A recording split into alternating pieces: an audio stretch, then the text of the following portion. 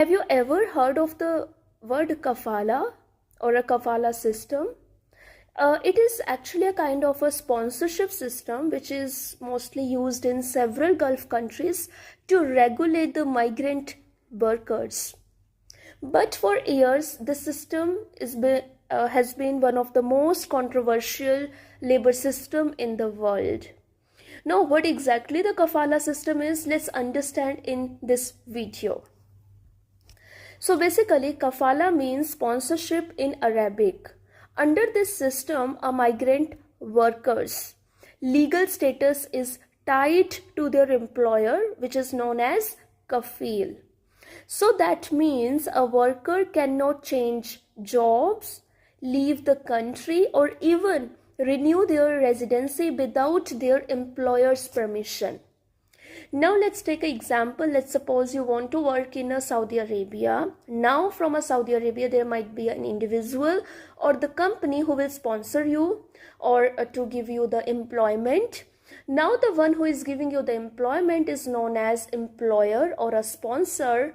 Now all the major decisions of you are going to be taken care by that sponsor or that employer. It means you have no authority to decide like how many hours you are going to work and when are you supposed to take the leaves, and if you want to change your job, you have no authority. All the decisions related to your employment are going to be taken care by the employer.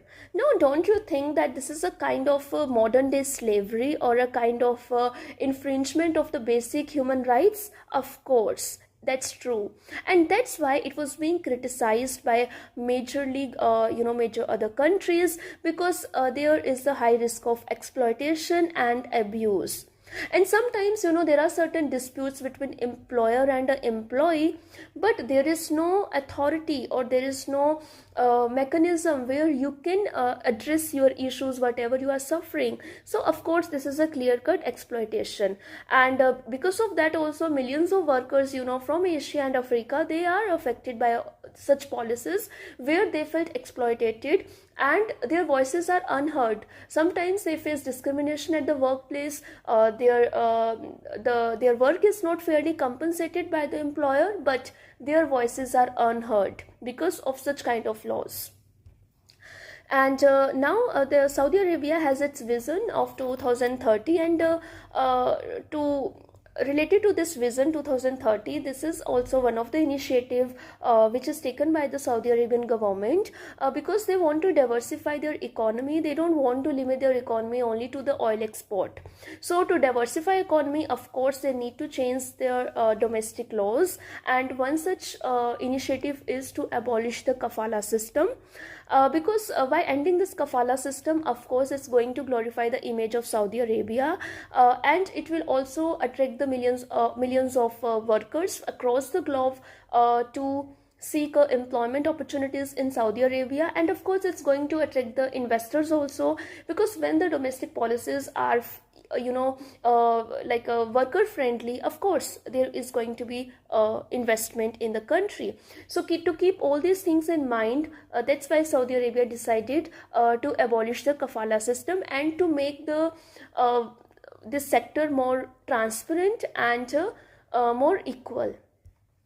Of course there is going to be impact on a migrant workers. Of course it's going to be in the sense of positive impact, now after the evolution of the kafala system, there is going to be more freedom and legal protection for the workers, and now they have an ability to switch the job and to travel independently. Let's suppose if they are not comfortable in their existing workplace, they have the authority to switch the job. So of course this is a welcoming move. But again there are certain challenges, all the workers are not being covered under this because especially the domestic workers. So let's see what are the changes they are going to bring for them. Now of course there are certain challenges. For example, if I talk about like despite this progress, of course the full enforcement is going to be challenged, because of course the intentions are pure, but the implementation part is it's the thing which we are going to see, that whether it's being implemented effectively or not. So that is one of the major concern.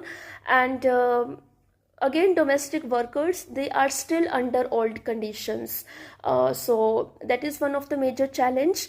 And of course there need to be a legal awareness and enforcement.